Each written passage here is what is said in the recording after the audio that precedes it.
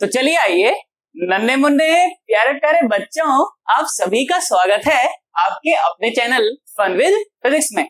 आज देखो मैं बहुत ज्यादा ही खुश लग रहा हूँ ना भाई साहब। आज मैं इसलिए बहुत ज्यादा खुश हूँ क्योंकि आज हमारा जो रिफ्रैक्शन वाला जो पार्ट है ना ज्योमेट्रिकल ऑप्टिक्स का, और उसका पहला लेक्चर है भाई साहब। एकदम जबरदस्त चर्चा होने वाली है आज की, और कॉपी और पेन लेकर बैठना है भाई साहब। हालांकि आज की चर्चा थोड़ी सी बेसिक रहेगी, पर भाई साहब जिसने आज की चर्चा अगर छोड़ दी ना भाई साहब, वो आगे वाली पूरी फिजिक्स में ना ऐसे उसको ये मिलेगा फिर बाबा जी का ठुल्लू, कुछ भी समझ आने वाला नहीं है बेटा। आज जैसे हमारा लेक्चर धीरे धीरे आगे बढ़ता जाएगा तो एक ब्रह्मास्त्र मैं आपको दूंगा। उस ब्रह्मास्त्र का नाम है स्नेल्स लॉ, ठीक है। उस स्नेल्स लॉ को बिल्कुल वैसा ही समझना है जैसा मैं आपको बताऊं, जैसा किताबों में पढ़ा हुआ है, जैसा 10th में पढ़कर आए हो भाई साहब, सब कुछ भूल जाना, वो तुम्हारे किसी काम का नहीं। जैसा मैं बताऊं बिल्कुल वैसा समझना है। और इसके अलावा आज कुछ ऐसे बेसिक कंसेप्ट मैं आपके साथ डिस्कस करूंगा बेटा, जिनको बताने के लिए ना जो क्लास टीचर्स होते हैं ना, जनरली जो क्लास में आप पढ़ते हो तो वो हमेशा बचते हैं उस चीज से कि पता नहीं ऐसे ऐसे ऐसे स्किप करके आगे निकल जाते हैं, ठीक है। तो मैं इसको स्किप करके आगे नहीं निकलूंगा। और रिफ्लेक्शन की भी चर्चा, जैसे हमने रिफ्लेक्शन भाई साहब 18 घंटा हमने रिफ्लेक्शन पढ़ा है, 17 से 18 घंटे हमने रिफ्लेक्शन पढ़ा है, और 21 लेक्चर हमने रिफ्लेक्शन के पढ़े हैं। तो लगभग 15 से 16 लेक्चर, या हो सकता है 20 लेक्चर रिफ्रेक्शन के भी बनेंगे, और जबरदस्त मजा आएगा भाई साहब। इतना मजा आएगा तुम लोग बोलोगे सर वाह क्या पढ़ाया है एकदम, है ना। आ जाओ सुनो, तो शुरू करते हैं अपनी चर्चा को किसके साथ, रिफ्रेक्शन के साथ, ठीक है। रिफ्रेक्शन भाई साहब समझाने की गारंटी बिल्कुल मेरी है, 110% मेरी है, पर नोट्स बनाने की जिम्मेदारी बिल्कुल आपकी है, उसमें मैं कुछ नहीं कर सकता। मेरी बात समझ आई है कि नहीं आई है ना। आज बहुत सारी चीजें ऐसी डिस्कस करूंगा, तुम बोलोगे सर मजा आ गया यार, है ना। देखो ध्यान से देखो, तो किसकी बात करने वाले हैं। सबसे पहले हम लोग बात करने वाले हैं रिफ्रेक्शन की। रिफ्रेक्शन क्या होता है पहले एक बार लिख देता हूं, उसके बाद समझाता हूं, ठीक है। देखो रिफ्रेक्शन क्या होता है, ऐसा बोला गया कि when the light falls on an interface, अब ये इंटरफेस क्या होता है सब बता दिया जाएगा, परेशान मत हो, है ना। when the light falls on an interface obliquely then it suffers a bending in its path, ठीक है। this phenomena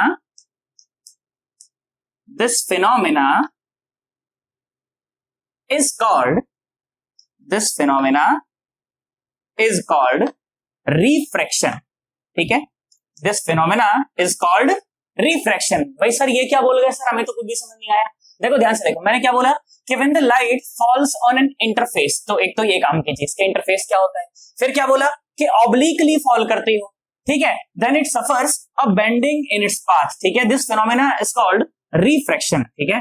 अच्छा इंटरफेस से क्या मतलब है बेटा, इंटरफेस से मेरा मतलब है कि जहां पर दो मीडियम अलग अलग हो रहे हो। सर अभी भी नहीं समझ में आया बेटा। जैसे पानी की बाल्टी होती है, पानी भर दो उसके अंदर, है ना। तो जो पानी का जो सरफेस है ना बेटा, जो पानी का सरफेस है उसे बोला जाएगा इंटरफेस। क्यों? क्योंकि पानी का जो सरफेस है उसके ऊपर तो हवा है और नीचे क्या है, पानी, है ना। पानी का जो इंटरफेस जो है, जो सरफेस है उसका, उसके ऊपर क्या है, हवा है, और नीचे क्या है, पानी है। तो इस सरफेस को बोला जाएगा इंटरफेस, जहां पर दो मीडियम अलग अलग होते हो, जहां पर दो मीडियम कैसे होते हो, अलग अलग होते हो, उसे बोला जाएगा इंटरफेस, ठीक है। ऑब्लिकली का क्या मतलब है, ध्यान से सुने बेटा, ध्यान से सुने। जैसे अगर मैं इस तरह से बोल दूं कि मान लो ये इंटरफेस है, इंटरफेस मतलब मान लो पानी का सरफेस यही है, तो बेसिकली लाइट को ना नॉर्मली नहीं गिरना है ना, लाइट को नॉर्मली नहीं गिरना है। अगर ये सरफेस है तो ये नॉर्मल है ना। लाइट को ऐसे नहीं गिरना, कैसे गिरना है, ऑब्लिकली, मतलब कि नॉर्मल के साथ कुछ एंगल बनाते हुए गिरना है। मेरी बात समझ आ गई, नॉर्मल के साथ कुछ एंगल बनाते हुए गिरना है। तो क्या बोला गया, then it suffers a bending in its path, मतलब कि इसका जो पाथ है ना वो थोड़ा सा चेंज हो जाता है ना। अब वो इधर की तरफ चेंज होगा या उधर की तरफ चेंज होगा, वो सारी बातें हम लोग आगे कर लेंगे, इसमें कोई परेशानी वाली बात नहीं। अच्छा भाई बहुत बढ़िया। तो ध्यान से देखें बेटा, तो इस लाइट रे को ना ऐसे जाना चाहिए था, पर ये ऐसे गई तो थोड़ा सा बेंड हो गई ना। अरे हो गई कि नहीं हो गई बेटा। इस फिनोमिना को बोला गया क्या, रिफ्रैक्शन। क्या बोला गया, रिफ्रैक्शन। कि जब लाइट एक मीडियम से दूसरे मीडियम में जा रही हो तो उस समय अपने पाथ से भटक जाती है ना। एक मीडियम से दूसरे मीडियम में जाने वाली रे अगर ओब्लिकली इंटरफेस के ऊपर पड़े तो अपने जो पाथ से भटक जाती है। इस फिनोमिना को बोला जाता है रिफ्रैक्शन। क्या बोला जाता है, इसे रिफ्रैक्शन बोला जाता है। इसमें कोई परेशानी वाली बात नहीं। अब सुनो, ध्यान सुनो, अब जिन सवालों से टीचर कटते हैं ना, जिन सवालों से टीचर बचते हैं, अब उन सवालों का मेरे से जवाब सुनो तुम। पहले तो सवाल ही सुनो। बच्चा क्या पूछेगा, सर ये क्यों हुआ? भाई लॉजिकल सवाल है यार। सर एक मीडियम से दूसरे मीडियम में लाइट जा रही थी, बेंड हो गई, सर क्यों हुआ? हाँ क्यों हुआ? अब पता टीचर क्या बोलता है उसे? टीचर ये बोलता है, क्या बोलता है कि बेटा जब एक मीडियम से दूसरे मीडियम में जब लाइट जाती है ना, तो उसकी रफ्तार चेंज हो जाती है, तो उसकी रफ्तार चेंज हो जाती है। टीचर ने कुछ भी गलत नहीं बोला, सही बोला, पर भाई साहब बच्चे को इसमें मजा नहीं आता। टीचर क्या बोलता है कि जब बेटा एक मीडियम से दूसरे मीडियम में जब रे जाती है, मैं ऐसा बोल देता हूं कि मान लो यहाँ पर मीडियम 1 है ऊपर, है ना, यहाँ पर मीडियम 1 है और यहाँ पर क्या है, मीडियम 2, ठीक है, यहाँ पर क्या है, मीडियम 2। क्या बोलता है बच्चा? बच्चा पूछता है कि सर एक मीडियम से जब दूसरे मीडियम में रे जा रही है तो ये बेंड क्यों कर रही है? अच्छा सवाल है, लॉजिकल सवाल है। टीचर क्या बोलता है? टीचर बोलता है कि बेटा जब एक मीडियम से दूसरे मीडियम में रे जाती है तो उसकी रफ्तार चेंज कर जाती है, इसीलिए ये बेंड कर जाती है। अब बच्चे को मजा थोड़ी आया, सच बताऊं टीचर को भी अंदर नहीं पता होता कि क्या हो रहा है क्या नहीं हो रहा। अब ध्यान सुन भाई साहब, एक एक चीज का बहुत जबरदस्त जवाब मैं दूंगा। देख सबसे पहले तो टीचर क्या बोला, वो गलत नहीं बोला भाई साहब, वो सही बोला एकदम। क्या बोला? वो बोला कि when light goes from one medium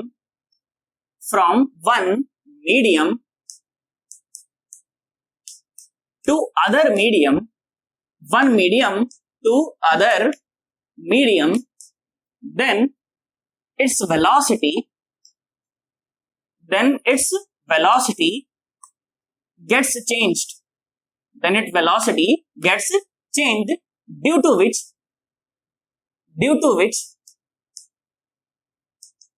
it suffers a bending. ठीक है, due to which it suffers a bending.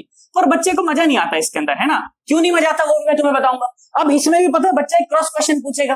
क्या पूछेगा कि सर जब एक मीडियम से दूसरे मीडियम में लाइट गई तो सर वेलोसिटी आपने बोला गेट्स चेंज्ड, सर ऐसा कैसे सर? अब यहाँ भी टीचर कुछ समझाता नहीं समझाना चाहते हो, बात क्या अलग है ना? देखो सुनो जरा ध्यान से देखो, तो क्या बोला गया? ऐसा बोला गया कि when light ray goes from one medium to other medium then its velocity gets changed, इसकी वेलोसिटी चेंज हो जाती है। अब पहला सवाल ये कि चेंज हो क्यों जाती है, इस पे तो मैं बाद में आऊंगा कि बेंडिंग होती कैसे है ना, क्यों बेंडिंग होती है उसकी वजह से, तो मैं बाद में आ जाऊंगा उसके ऊपर। तो पहली बात क्या कि वेलोसिटी भाई सब चेंज हो जाती है, ये क्या मतलब हुआ सर जी? मेरे नहीं समझ में आया। अब ध्यान से सुन जरा, बहुत मजा आएगा, ध्यान से देखो बेटा।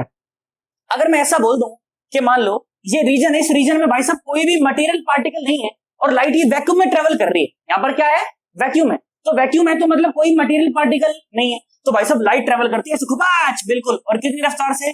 3 × 10⁸ मीटर पर सेकेंड की रफ्तार से। किसमें? वैक्यूम में ट्रेवल करती है। किसमें? वैक्यूम में। अब ध्यान से सोचो, अगर वैक्यूम ना होकर अगर कोई मटेरियल होता, जैसे ग्लास होता या पानी होता, तो क्या वहां पर कुछ मटेरियल पार्टिकल तो होते हैं ना? हाँ मटेरियल पार्टिकल तो होते। चलो फॉर एग्जाम्पल मैंने बोला चलो ये मैंने मटेरियल पार्टिकल ऐसे शो कर दिए, मैंने क्या कर दिए, ये मटेरियल पार्टिकल मैंने ऐसे शो कर दिए। अब ध्यान से देखो, बहुत ज्यादा ही शो कर दिए ना, थोड़े से कम कर देता हूं, लो थोड़े से कम कर दिए। मैंने कहा चलो ये मटेरियल पार्टिकल कुछ इस तरह से मैंने ऐसे शो कर दिए, बहुत बढ़िया भाई साहब। अब होगा क्या ना, अब होगा क्या कि जब लाइट रे जाकर इस मटेरियल पार्टिकल से स्ट्राइक करेगी, जब लाइट रे जाकर इस मटेरियल पार्टिकल से स्ट्राइक करेगी तो ये एक्साइट हो जाएगा, सारी की सारी लाइट जो क्या है वो एनर्जी तो है, उस एनर्जी को ये एब्जॉर्ब कर लेगा। अब एब्जॉर्ब करने के बाद वो एक हाई स्टेट पर पहुंच जाएगा, एक्साइटेड स्टेट पर पहुंच जाएगा, और एक्साइटेड स्टेट जो होती है वो ज्यादा स्टेबल स्टेट नहीं होती, तो वहां से तो उसे डिके करके नीचे आना ही है ना। और जब डिके करेगा तो जो लाइट इसने एब्जॉर्ब करी थी उस लाइट को वापस भी तो रिमिट करेगा, हाँ रिमिट तो करेगा, तो वापस से लाइट यहां से निकल कर और अगले एटम पर पड़ेगी कि नहीं पड़ेगी? हाँ यार, फिर दूसरा वाला एटम भी इस लाइट को एब्जॉर्ब कर लेगा और वापस से एक्साइट होकर डी एक्साइट होगा, तो एनर्जी निकलकर अगले वाले एटम पर पड़ेगी। अब तो ध्यान से सोच, तो इस एक्साइटेशन और डी एक्साइटेशन में, इस एक्साइटेशन और डी एक्साइटेशन में, इस एक्साइटेशन और डी एक्साइटेशन में, अरे समय तो लगेगा, हाँ ना के बराबर समय लगेगा, कम समय लगेगा, पर लगेगा तो सही। हाँ तो इसका मतलब कि जो डिस्टेंस ट्रेवल करने में लाइट पहले बहुत कम समय लगा रही थी, क्या उसी डिस्टेंस को ट्रेवल करने में अगर उतनी दूरी पर कोई और मटेरियल पार्टिकल भर दिया जाता तो क्या ज्यादा समय लगेगा? हाँ, तो अगर सेम दूरी ट्रेवल करने में ज्यादा समय लग रहा है, इसका मतलब कि अब जो वेलोसिटी है वो डिक्रीज कर गई है भाई साहब। हाँ बात समझ आई मेरे को यार। अच्छा क्या हो कि अगर मैं किसी ऐसे मटेरियल में इसको रख दूं जहां पर मटेरियल पार्टिकल बहुत पास हो, बहुत डेंस मटेरियल हो, है ना? डेंस का क्या मतलब है कि ऐसा हो, मान लो ओए ओए ओए ओए, अब क्या होगा ध्यान से देखो भाई साहब, लाइट आई, स्ट्राइक करी, पार्टिकल एक्साइट हुआ, डी एक्साइट हुआ, लाइट आगे बढ़ गई, पार्टिकल एक्साइट हुआ, डी एक्साइट हुआ, लाइट आगे बढ़ गई, पार्टिकल एक्साइट हुआ, डी एक्साइट हुआ, लाइट आगे बढ़ गई, फिर से एक्साइट हुआ, फिर से डी एक्साइट हुआ, भाई साहब लाइट आगे बढ़ गई। हाँ, अब तो और ज्यादा टाइम लग रहा है यार, तो क्या वेलोसिटी और ज्यादा कम हो गई? हाँ, मैंने क्या देखा कि जैसे जैसे मैं पार्टिकल, जैसे जैसे मैं लाइट को और ज्यादा डेंसर मीडियम में गुजारता हूं, भाई साहब वेलोसिटी ऑफ द लाइट रे और कम होती है। हाँ, अच्छा अच्छा अच्छा, मतलब जितना ज्यादा डेंसर जो मटेरियल होगा उतना ही ज्यादा उसके अंदर वेलोसिटी ऑफ लाइट कम हो जाएगी। हाँ, अब बात समझ आई मेरे यार कि एक मीडियम से दूसरे मीडियम में जब लाइट रे जाती है तो उसकी रफ्तार चेंज तो होती है यार, है ना। अगर थोड़े से कम डेंसर में जाएगी तो रफ्तार बढ़ भी सकती है। तू सोच के देख, पहले तो इसमें गुजार रहा हूं और बाद में इसमें गुजारे तो लाइट इसमें तेज चलेगी कि नहीं चलेगी? क्यों क्यों क्यों तेज चलेगी? क्यों तेज चलेगी? क्योंकि इसमें पार्टिकल जो है वो दूर दूर है, कम डेंसर है।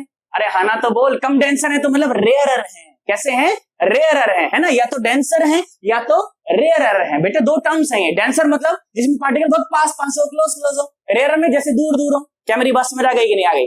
पक्की बात एकदम, सोच ले भाई साहब, बहुत बढ़िया। तो जब डेंसर से रेयरर में जाती है तो रफ्तार बढ़ जाती है। हाँ, डेंसर से रेयरर में जाएगी तो रफ्तार बढ़ जाएगी और रेयरर से डेंसर में जाएगी तो रफ्तार घट जाएगी। हाँ, ये बात समझ आई मेरे सर। ठीक है सर, इतनी बात से सर मैं एग्री करता हूं सर। क्या कि जब लाइट रे भाई साहब एक मीडियम से दूसरे मीडियम में जाती है तो रफ्तार चेंज करती है। सर इस बात से मैं 110% एग्री कर गया सर, कोई दिक्कत नहीं सर, मजा आ गया सर। कि जब वैक्यूम में हो तो सबसे तेज चलेगी, फिर किसी रेयर और किसी रेयर मीडियम में इसके कंपैरेटिवली डेंसर ही हो गया। आना तो बोल यार, वैक्यूम के कंपैरेटिवली तो सारे डेंसर होते हैं। अरे हाँ ना, तो बोल दे। तो वैक्यूम में चलेगी तो सबसे तेज चलेगी, उसके अलावा किसी और मीडियम में चलेगी तो कम चलेगी, पर अगर ज्यादा डेंसर में जाएगी तो भाई साहब और रफ्तार उसकी कम होती चली जाएगी। इसमें कोई परेशानी वाली बात नहीं। बच्चा बोला हाँ सर, ठीक है सर, बात समझ आ गई कि जब लाइट रे रेयर से डेंसर मीडियम में जाएगी तो स्लो हो जाएगी और डेंसर से जब रेयर मीडियम में जाएगी तो फास्ट हो जाएगी। सर मैं इस बात से सर 110% एग्री करता हूं सर, आप एकदम ठीक कह रहे हो सर, कोई परेशानी नहीं है। पर सर दिक्कत सर अभी भी वहीं के वहीं है। मैंने बोला बता क्या? बोला सर ये मेरे को समझ नहीं आ रही सर। अब सर लाइट रे अगर स्लो पड़ गई, सर बेंडिंग से क्या मतलब है उसका? मैंने कहा हाँ यार, बच्चा एकदम जेन्युइन सवाल पूछ रहा है। अब देख टीचर जो है ना वो यहाँ पर बता के इसको खत्म कर देते हैं। क्या कि भैया लाइट रे जो होती है वो एक मीडियम से दूसरे मीडियम में जब जाती है तो रफ्तार उसकी घट जाती है। बच्चा एग्री कर गया, घट रहा है, देख मैंने समझा दिया इसको। पर सर बेंड क्यों कर गई सर? कैसे सर, ऐसे कैसे सर? मजा ही नहीं आया। अब मेरी बात ध्यान सुनना भाई साहब, बहुत मजा आएगा तुम्हें, आनंद आ जाएगा बिल्कुल एकदम। ध्यान सुन, मैंने क्या बोला था कि बेंडिंग सिर्फ तभी होगी जब लाइट कैसी गिरेगी? ऑब्लिकली गिरेगी। कैसी गिरेगी? ऑब्लिकली। अगर ऑब्लिकली नहीं गिरी तो बेंडिंग होने वाली नहीं। बोला सर आप भी बताओ सर, समझ तो आया नहीं सर भी। मैंने बोला देख ध्यान से देख, मैंने बोला कि मान लो जे ना ऐसे एक इंटरफेस मान लो। कैसा इंटरफेस है ये? ऐसा मानो कि यहाँ पर मस्त रोड, एकदम चिकना खुपा ऐसा रोड जबरदस्त, और भाई साहब ये मिट्टी वाला उबड़ खाबड़ रोड, ठीक है। ऊपर कैसा है? इंटरफेस के ऊपर क्या है? मस्त रोड, एकदम मस्त रोड भाई साहब, मस्त रोड। ओके, मस्त रोड मतलब जबरदस्त रोड, एकदम चिकना भाई साहब, हाईवे खतरनाक, है ना। मैंने बोला भाई साहब खतरनाक हाईवे। अच्छा, और यहाँ पर क्या है? यहाँ पर भाई साहब ये उबड़ खाबड़ ऐसा मिट्टी वाला रोड, एकदम जबरदस्त, ठीक है। उबड़ खाबड़ रोड। अच्छा भाई, उबड़ खाबड़ रोड है ना, बम्पी रोड कह सकते हो आप इसे, है ना। इंग्लिश वाले बच्चे जो देख रहे हैं, इंग्लिश मीडियम वाले समझ जाएं भाई साहब, bumpy road. Okay, bumpy road. अच्छा सर, इतनी बात समझ आ गई मेरे को कि ऊपर क्या है? ऊपर मस्त चिकना रोड हाईवे और नीचे बम्पी रोड। अब मेरी बात ध्यान सुनना, देखो मैंने क्या बोला? मैंने बोला कि बेटा मान लो ये है एक गाड़ी, ठीक है, ये है एक गाड़ी। मैंने इस इंटरफेस को जानबूझ के टेढ़ा बनाया है ना, क्योंकि सीधा बनाता तो मुझे गाड़ी टेढ़ी बनानी पड़ती। मैं बेसिकली ऑब्लिक चाहता हूं कि ऑब्लिकली जाके अंदर घुसे हो, मैं ऐसा चाहता हूं, ठीक है। अब ध्यान से सोच, मैंने बोला कि मान ले भैया ये अपनी गाड़ी है, ठीक है। मैं गाड़ी बहुत अच्छी नहीं बना पाऊंगा, पर तुम समझ जाना मेरी भावनाओं को, ठीक है। मैंने बोला मेरी कोई भावना नहीं है, ये भावनाओं वो दूसरा है ना। ध्यान से देखो, सन्नाटा देखो। मैंने बोला कि मान लो भाई साहब ये गाड़ी के पहिए, ठीक है, ये गाड़ी के पहिए। अच्छा भाई, बहुत बढ़िया, ये गाड़ी के पहिए, ठीक है। सर ये कैसे पहिए सर? क्या बनाया सर? आपकी होगी सर ऐसी गाड़ी? कोई बात नहीं, मेरी ऐसी है, समझ जाओ। अच्छा भाई, बहुत बढ़िया, तो ये गाड़ी के पहिए। मैंने कहा ठीक है, बहुत बढ़िया भाई, बात समझ आ गई। अब ध्यान से सोच, अब ध्यान से, मजा आएगा देखते, बहुत अच्छा लगेगा। अच्छा सर ऐसा है, बहुत बढ़िया। अब मेरी बात सुनो जरा ध्यान से। तो गाड़ी हाईवे पर बहुत तेज चलती है कि उबड़ खाबड़ रोड पर तेज चलती है? हाईवे पर तेज चलती है, उबड़ खाबड़ रोड में घुपच घुपच घुपच भाई साहब अच्छे से चलती है नहीं। बच्चा बोला हाँ सर ठीक है, बात समझ आ गई है ना। अच्छा देख ध्यान से देख, और थोड़ा सा बढ़िया बनाता हूँ इसे, है ना। सर पहले तो आप एक काम करो सर, इसको बना ही लो, है ना। देख सुन, मैंने कहा और बढ़िया बनाते हैं भाई साहब इसको, है ना, और अच्छा बनाते हैं। मैंने बोला ये मेरी गाड़ी है मान लो, ठीक है, ये मेरी गाड़ी है, ओके, ये मेरा टायर, ओके, ऐसा थोड़ी पीछे वाले टायर पीले, आगे वाले टायर हरे, ओके। देखो हाँ भाई बहुत बढ़िया, बात समझ आ गई। तू ध्यान से देख, तो this is the line joining the tyres, ठीक है, this is the line joining the tyres. अब मेरी बात सुनो, गाड़ी तो आगे बढ़ रही है, अरे गाड़ी तो आगे बढ़ रही है, और जिस समय ये उबड़ खाबड़ रोड में एंटर करने वाली है उस समय तो दोनों पहियों की रफ्तार देखो सेम ही है, रफ्तार तो सेम ही है, और भाई साहब दोनों सेम दिशा में ऐसे आगे बढ़ रहे हैं। अब होगा क्या कि उबड़ खाबड़ रोड में पहले देख, तो ये इधर वाला जो पहिया है ना, इधर वाला, this wheel will enter first into this उबड़ खाबड़ रोड, है ना। ये वाला पहिया इस उबड़ खाबड़ रोड में पहले एंटर करेगा और ये वाला देर में एंटर करेगा। तो होगा क्या कि ये जो उबड़ खाबड़ वाला जो पहिया जिसके अंदर चलेगा ना, ये भाई साहब बहुत कम दूरी ट्रेवल कर पाएगा, ये बहुत कम दूरी ट्रेवल कर पाएगा, और भाई साहब ये उतने ही समय में बहुत ज्यादा दूरी ट्रेवल कर जाएगा, ये उतने ही समय में बहुत ज्यादा दूरी ट्रेवल कर जाएगा। अब तू ध्यान से देख, तो लाइन जॉइनिंग द व्हील कैसी है, ऐसी, हाँ ये बात समझ आई सर मेरे को, है ना। अब तू ध्यान से देख, और कार को बढ़ना कहां है भाई, दोनों टायर्स को पैरेलल लेके along the line joining the wheel तो बढ़ना है। और हाँ यार बात समझ आई, तो जो गाड़ी पहले सीधी बढ़ रही थी अब वो गाड़ी भाई साहब ऐसे बढ़ने लगेगी। क्या तुम्हें मेरी बात समझ आई? थोड़ी देर बाद ये गाड़ी की कंडीशन ऐसी हो जाएगी कि ये दो व्हील्स यहां पर और ये दो पिछले वाले यहां पर। बोल बात समझ आई है कि नहीं आई? तो जो गाड़ी पहले बिल्कुल सीधी जा रही थी अब वो गाड़ी भाई साहब टेढ़ी चल पड़ी, और ये हुआ क्यों भाई साहब, वेलोसिटी में चेंज की वजह से। तो ध्यान से देख, तो जैसे ये पहिया उबड़ खाबड़ वाले रास्ते में एंटर करा, इसकी वेलोसिटी घट गई और इसकी वेलोसिटी तो बहुत ज्यादा है, तो सेम टाइम में इसने कम दूरी ट्रेवल करी और इसने ज्यादा दूरी ट्रेवल करी, तो भाई साहब लाइट खपाच मुड़ गई एकदम। आना तो बोल, बात समझ आई कि नहीं आई? बेटा उसी प्रकार से जो लाइट रे होती है ना, वो भी सिंगल रे नहीं होती, वो बहुत सारी रेस से मिलकर बनी होती है, और उसका जो प्लेन फ्रंट होता है ना, वो जैसे ही एक मीडियम के ऊपर स्ट्राइक करता है ऑब्लिकली, तो जो वाला जो रे पहले उस मीडियम के अंदर घुसी है वो स्लो पड़ जाएगी, और पीछे वाली तो बहुत तेज आ रही है, तो अचानक से जो वेव फ्रंट होता है आगे का वो बदल जाता है और लाइट सीधी जाती जाती टेढ़ी चलने लग जाती है। आई होप तुम्हें लॉजिक समझ आ गया होगा यार, आया कि नहीं आया? तो जब टीचर्स बोलते हैं ना कि वेलोसिटी में चेंज की वजह से बेंडिंग आती है, तो असलियत में ये होता है। आई होप तुम्हें मेरी बात समझ आई होगी यार, सोच लो। बाकी तो हाइगन्स प्रिंसिपल जब तुम्हें पढ़ाऊंगा तो इस चीज में फील आएगी, और क्या हाँ यार सर बिल्कुल ठीक कह रहे हैं सर, ये सारी की सारी चीजें प्रूव करूंगा भाई साहब, ऐसे ही नहीं हवा में नहीं बोल रहा, सारी की सारी चीजें प्रूव होंगी। तो अभी तक मैंने क्या देखा कि भाई साहब जब लाइट एक मीडियम से दूसरे मीडियम में जाती है तो क्या हो जाता है, बेंड कर जाती है। बेंड कब करेगी? जब ओब्लिकली गिर रही है। जब कैसी गिर रही हो? ओब्लिकली। तो सोच के देख, अगर यही जो गाड़ी है हमारी अगर नॉर्मली जा रही होती, ध्यान से देख, मैं बनाता हूं, यहां देख, मैंने बोला मान ले ये इंटरफेस है, और जो लाइट रे है ना, जो बेसिकली जो हमारी गाड़ी जो है, गाड़ी है ना, लाइट रे को मैं गाड़ी बोल रहा हूं, ठीक है, ऐसे चल रही आ रही है मान लो, ठीक है, ऐसे चली आ रही है, खूब ऐसे जा रही है नीचे, तो दोनों के दोनों टायर क्या बिल्कुल सेम टाइम पे अंदर घुसेंगे क्या? हाँ। तो क्या दोनों के दोनों टायर की जो रफ्तार है वो घट जाएगी क्या? हाँ, रफ्तार तो घटेगी, चाहे लाइट अगर नॉर्मली भी गिर रही हो तभी भी उसकी रफ्तार तो घटेगी, इसमें कोई समस्या वाली बात नहीं है, पर बेंडिंग नहीं होगी। ध्यान से देख, दोनों जो टायर हैं वो एक साथ अंदर घुसेंगे तो भाई साहब बेंडिंग होने वाली नहीं है ना, दोनों टायर की रफ्तार जरूर कम हो जाएगी पर बेंडिंग नहीं होगी। तो मतलब कि जब लाइट रे नॉर्मली किसी इंटरफेस में स्ट्राइक करती है तो उसकी जो वेलोसिटी है वो तो घट जाती है, वेलोसिटी तो चेंज हो जाती है, पर उसकी डायरेक्शन चेंज नहीं होती, क्योंकि कैसे गिरी है वो? नॉर्मली गिरी है। और अगर ऑब्लिकली गिरेगी तो वेलोसिटी तो चेंज होगी, साथ साथ उसकी डायरेक्शन भी चेंज हो जाएगी, इसमें कोई परेशानी वाली बात नहीं। भाई साहब ये होता है रिफ्रैक्शन, है ना, ये होता है रिफ्रैक्शन। क्या मेरी बात समझ आ गई कि एक मीडियम से दूसरे मीडियम पे लाइट जाए, ऑब्लिकली गिरे तो वेलोसिटी तो चेंज होगी, साथ साथ डायरेक्शन भी चेंज हो जाएगी। क्यों हो जाएगी? मैंने तुझे समझा दिया, आना बोल दे भाई साहब, बात समझ आई कि नहीं आई? इस चीज को बहुत बढ़िया ढंग से अपनी कॉपी में लिखना, क्यों वेलोसिटी चेंज होती है उसका भी मैंने तुम्हें रीजन बताया है ना, क्योंकि एटम डी एक्साइट होता है, एक्साइट होता है, डी एक्साइट होता है, एक्साइट होता है, डी एक्साइट होता है, उसमें एक फ्रैक्शनल टाइम तो लगता है भाई साहब, इनफाइनिटेसिमली स्मॉल टाइम। कैसा बोला मैं? इनफाइनिटेसिमली स्मॉल टाइम तो लगता ही लगता है, इसमें कोई परेशानी वाली बात नहीं। This is refraction. खाना बोल भाई साहब, पक्की बात एकदम। चलो आ जाओ, एक इसका मस्त स्क्रीनशॉट लो, मेरे साथ ही लेना, देखो मैं अच्छा तैयार व्यार होके आ रखा हूं, है ना, देखो ऐसे एकदम मस्त स्क्रीनशॉट ले लो, उसके बाद फिर मैं चर्चा को और आगे बढ़ाता हूं, ठीक है? करो, आ जाओ बेटा, अपनी चर्चा को थोड़ा सा और आगे बढ़ाते हैं। और मैं आपको बताता हूँ, देखो मैथमेटिक्स क्या कहती है ना। आ जाओ सुनो मेरी बात, देखो जरा ध्यान से देखो। तो जब बेटा आपको इलेक्ट्रोमैग्नेटिक वेव्स पढ़ाई जाती है तो उसमें ये बात आपको बताई जाती है। क्या बात होती है, सुनो, क्या कि वेलोसिटी ऑफ लाइट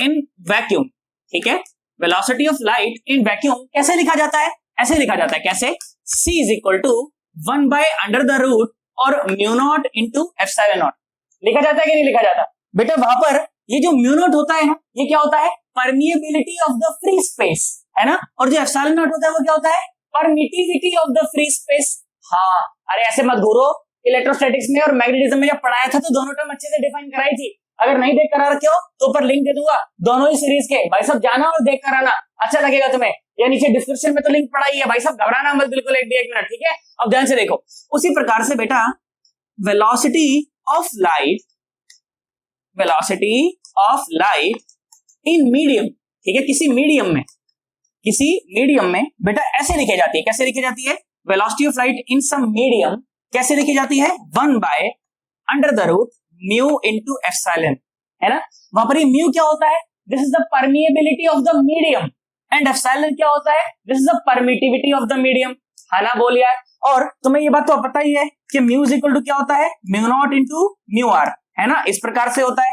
और एप्सिलॉन इज इक्वल टू क्या होता है, epsilon not into epsilon r. हाँ भाई, ये बात भी हमें पता है। अब ध्यान से देखो, तो इन दोनों वैल्यूज को अगर मैं इस इक्वेशन के अंदर डालूं तो मुझे क्या मिलने वाला है, देखो velocity of light in medium is equal to 1 by under the root क्या मिलने वाला है, देखो mu not into mu r और epsilon not into epsilon are.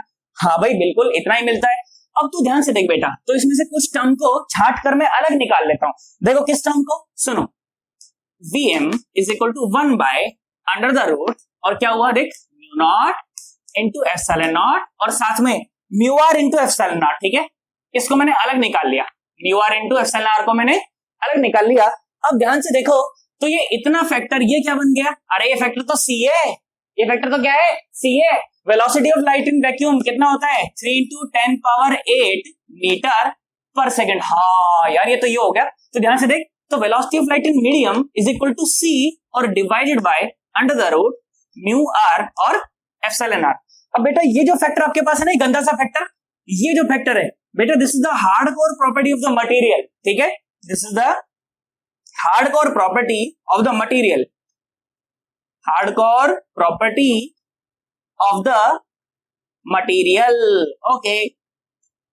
और इस प्रॉपर्टी को जानते हो क्या कहा जाता है, इस प्रॉपर्टी को ही कहा जाता है रिफ्रैक्टिव इंडेक्स। क्या कहा जाता है, रिफ्रैक्टिव इंडेक्स, ओके। और बेटा मैं उसको यहां पर एन से दिखाऊंगा, कोई लोग उसको म्यू से भी दिखाना प्रेफर करते हैं, ठीक है।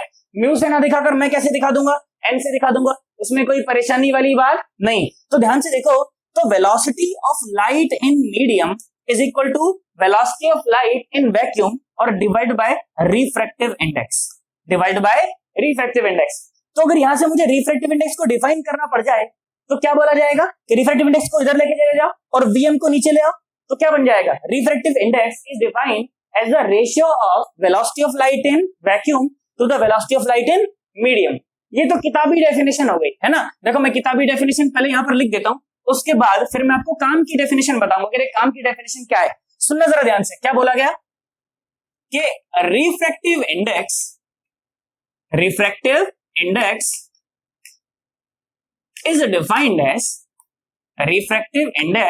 is defined as the ratio of velocity of light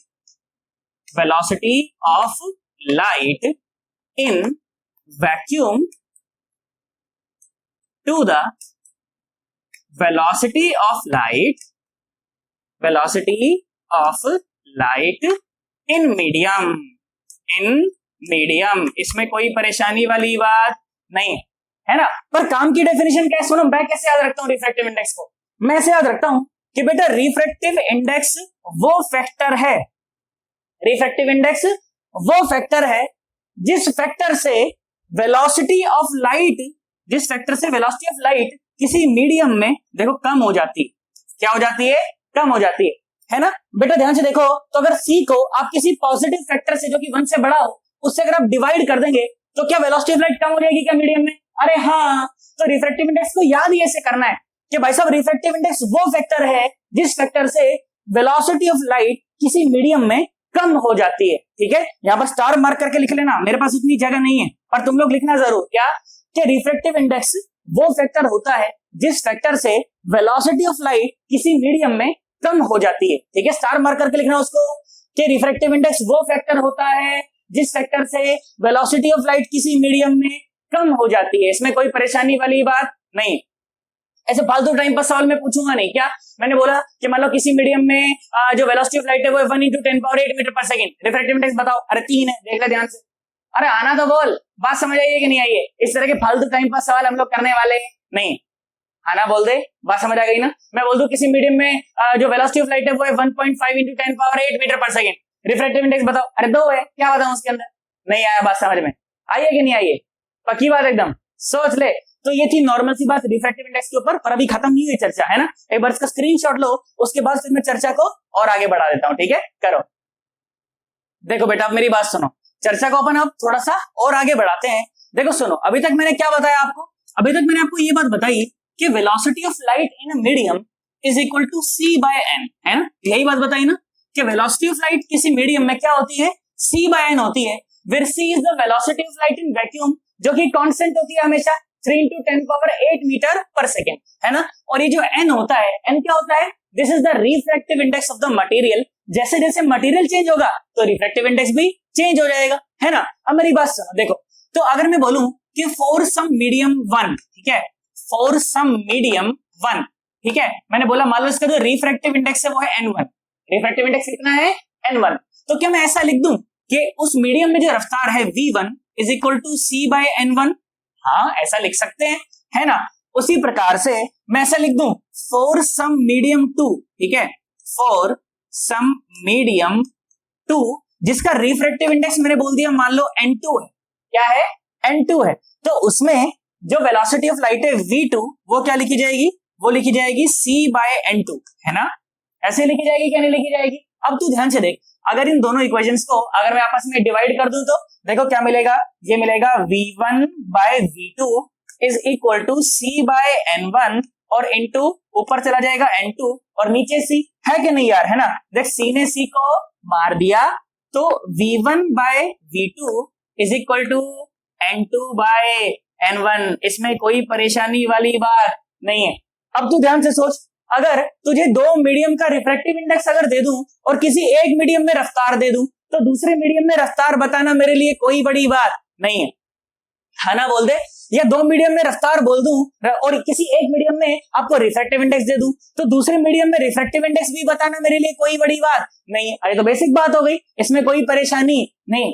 अब याद करो, देखो तुम्हें ये बात मैंने बताई थी जब बेटा अपना ऑप्टिक्स का सबसे पहला लेक्चर था ना, उस समय मैंने आपको ये बात बताई थी क्या कि बेटा जब लाइट एक मीडियम से दूसरे मीडियम में जाती है, एक मीडियम से जब दूसरे मीडियम में जाती है तो बेटा उसकी वेवलेंथ चेंज कर जाती है, उसकी वेलोसिटी चेंज कर जाती है। वो तो मैंने भी आपको दिखाया भी। पर एक ऐसी चीज होती है जो चेंज नहीं करती, वो क्या होती है? उसकी फ्रीक्वेंसी। बेटा लाइट की जो फ्रीक्वेंसी होती है ना, जब वो एक मीडियम से दूसरे मीडियम में ट्रेवल करती है तो वो कभी भी चेंज नहीं करती। हाँ, वेवलेंथ चेंज हो जाती है, हाँ वेलोसिटी चेंज हो जाती है, पर फ्रीक्वेंसी कभी भी चेंज नहीं करती। अच्छा, फ्रीक्वेंसी कभी भी चेंज नहीं करती। और इनके बीच में रिलेशन क्या था? v is equal to f lambda, है ना। यही रिलेशन था ना। देखो ध्यान से देखो, तो अगर मैं यहां से फ्रीक्वेंसी लिखना चाहूं तो फ्रीक्वेंसी क्या हो जाएगी? v/λ। क्या हो जाएगी? v/λ। मैंने कहा ठीक है। अब मेरी बात सुनो जरा ध्यान से देखो, तो अगर किसी मीडियम 1 में अगर मैं लिखना चाहूं, है ना, फॉर मीडियम 1, ठीक है, फॉर मीडियम 1, क्या मुझे ऐसा लिख देना चाहिए कि frequency is equal to v1/λ1? हाँ, नॉर्मल सी बात है ना। इसको इक्वेशन नंबर 3 बोल देता हूं, ठीक है। उसी प्रकार से फॉर मीडियम 2, है ना, फॉर मीडियम 2 क्या मुझे ऐसे लिख देना चाहिए कि frequency is equal to v2/λ2? अरे हाँ, बिल्कुल बेसिक सी बात है ना। इसको 4 नंबर बोल देता हूं। अब तुम ध्यान से देखो, तो 3 नंबर वाली भी वही फ्रीक्वेंसी दे रही है, 4 नंबर वाली भी वही फ्रीक्वेंसी दे रही है। इसका मतलब ये दोनों इक्वेशन आपस में बराबर होनी चाहिए। हाँ भाई, बिल्कुल बराबर होनी चाहिए। ध्यान से देख, तो v1/λ1 is equal to v2/λ2। अरे हाँ, ध्यान से देख, तो v1/v2 is equal to λ1 by λ2। भाई साहब ये बात तो मुझे समझ आ गई क्या, कि अगर दो मीडियम में मुझे अगर लाइट की वेवलेंथ दे रखी हो और किसी एक मीडियम में अगर मुझे वेलोसिटी दे दी जाए तो दूसरे मीडियम में मेरे लिए वेलोसिटी बताना मुश्किल वाली बात नहीं। या अगर दो मीडियम में मुझे वेलोसिटी दे दी जाए और किसी एक मीडियम में वेवलेंथ भी दे दी जाए तो किसी दूसरे मीडियम में मेरे लिए वेवलेंथ बताना कोई बड़ी बात नहीं है। अब तो ध्यान से देख, इन दोनों इक्वेशंस को मैं एक साथ लिख देता हूं। तो क्या मुझे लिखना चाहिए, मुझे इस प्रकार से लिखना चाहिए, ध्यान से देखो अच्छा लगेगा तुम्हें। तो V1 by V2 is equal to λ1 by λ2 और इज इक्वल टू, ध्यान से देखें तो N2 बाय N1। क्या बोलना चाहिए, N2 बाय N1। भाई साहब ये बात हुई है ना। अब तो ध्यान से देख, एक और रिलेशन मैंने स्टैब्लिश कर दिया क्या, कि अगर दो मीडियम में मुझे वेवलेंथ दे दे और किसी एक मीडियम में रिफ्रैक्टिव इंडेक्स दे दे तो दूसरे मीडियम का रिफ्रैक्टिव इंडेक्स भी मैं आराम से बता सकता हूं। या फिर अगर दो मीडियम में मुझे रिफ्रैक्टिव इंडेक्स अगर दे दिया जाए और किसी एक मीडियम में वेवलेंथ दे दी जाए तो दूसरे मीडियम में वेवलेंथ बता सकता हूं। बेसिकली इनमें से कोई भी तीन चीज दे दी जाए तो बाकी की चीजें मेरे लिए निकालना कोई मुश्किल बात नहीं है। हाँ ना बोल दे यार, बात समझ आई है कि नहीं आई है। बिल्कुल बेसिक बात भाई साहब, इससे बेसिक तो कुछ हो ही नहीं सकता है ना। और इस तरह के सवाल बहुत पूछ लेता है जेईई मेंस में, नीट में, भाई साहब भरे पड़े रहते हैं सारे के सारे सवाल है ना। पर मेरे को अगर बेसिक आता है तो इस तरह के सवालों से मेरे को किसी भी चीज की डरने की कोई जरूरत नहीं।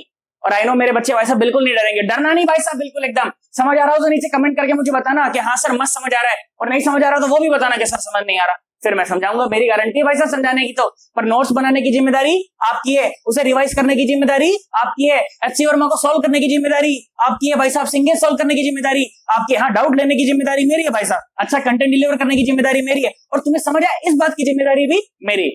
बात समझ आई है कि नहीं आई है। मैं अपनी जिम्मेदारी से बिल्कुल नहीं मुकरूंगा और तुम्हें भी मुकरने की कोई जरूरत नहीं है। पक्की बात एकदम, सोच ले।